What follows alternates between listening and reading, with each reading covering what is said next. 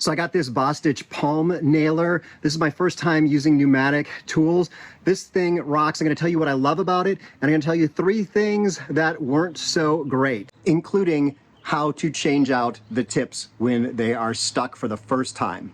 So what's great about this is it comes with 3 different types of tips here for different types of nails. I think this one is for like roofing nails. You can see how big that is, so it can put a really big head in there. And then there's one for more common nails, and then one for finishing nails.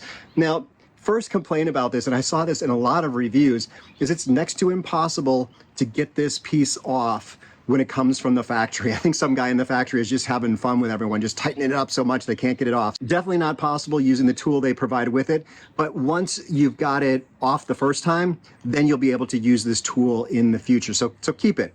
But I needed to use a crescent wrench and put a 4-foot posts on there. So I actually used an old fence post, and that was able to give me enough torque to twist off this piece here. So you can see there's just a little spot here where you can fit on a wrench, and you just have to push really hard. Now, when it's sitting down like this, you're going to be going counterclockwise to take it off, and then when you put it back on, it's clockwise. And it's something you don't just it just needs to be hand tightened when you put it back on.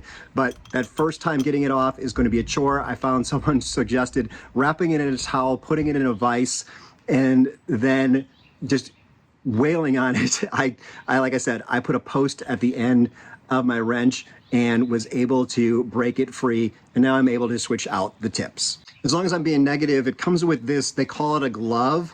It's really thin, and it's supposed to go over the top, and has all these little connectors, some of which have nothing to connect to, like the other part is missing. And there's just a bunch. I don't know what that's for. So now that we've covered the bad, let's look at the good. I'm going to show you the different tips and how they work, putting some nails into some wood here.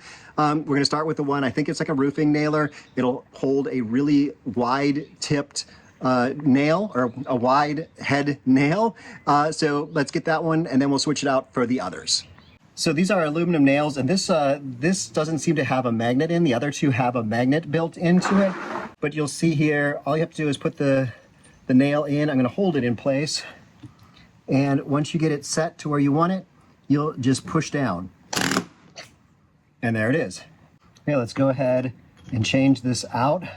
If you're sold on this already, you can just click on take a picture of the QR code and buy it over on Amazon, or go down below, and those are links that support this YouTube channel. Thanks for your purchase. Okay, so I've got one smaller, so you can see here, that nail is not going to quite fit.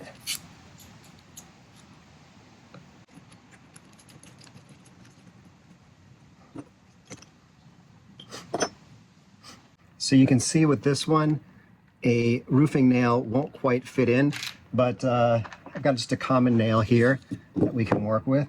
And what's nice is this one does have a magnet built in, so it'll hold it in place as you get ready and just push down. And there we go. Sorry, if you're seeing any moisture come out of this, it's because I got some water in my hose here. Let's go ahead and put in a bigger nail too. So on my construction project, I went through a lot of, I think these are 3-inch common nails, galvanized. And what this is meant for, this tool is meant to get into corners, but really you could use it for just about anything, which is what I like, because I didn't want to buy all those different nailers. But let's give this a try now. There we go, nailed right in. And last up, we are going to do a finish nail. And this is the thing that really, finding one of these palm nailers that would do a finish nail was tough. And that is why I bought this specific one, is for the finish nail. Now, with this, it comes with a red cap on it. There is a magnet inside, so don't lose the magnet or the red cap. Let's put that, oops. Okay, get this right.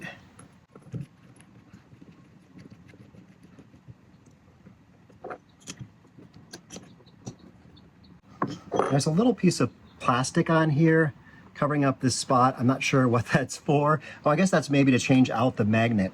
Here's a finish nail. I've got a galvanized finish nail here. Put it inside.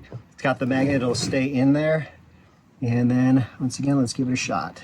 So all it is just a slight push.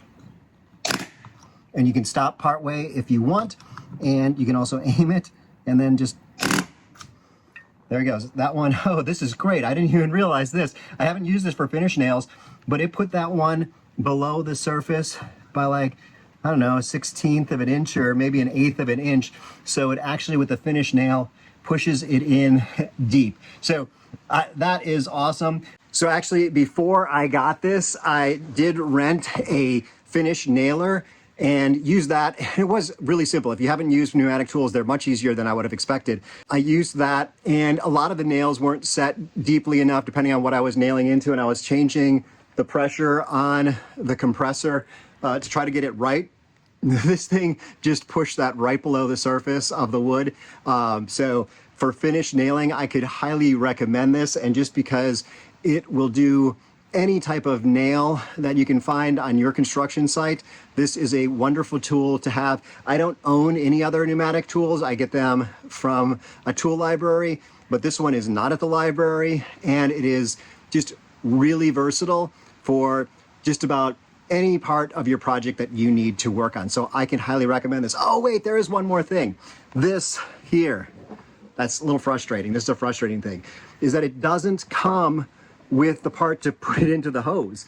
I got one that is articulated like that at the suggestion of someone online, which is great. So it allows you to move around and get that into where you want, no matter where the hose is.